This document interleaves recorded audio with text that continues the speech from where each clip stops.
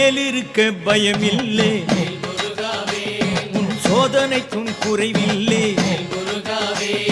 சோதனைக்கு பயந்திருந்தால் நான் நாத்திகனாய் போயிருப்பேன். உன் அடிமை என்று ஆன பின்னே பயப்படுமோ என் மனது? எத்தனை எத்தனை சோதனை வந்தும் உன்னை மறக்கல சண்முகநாதா.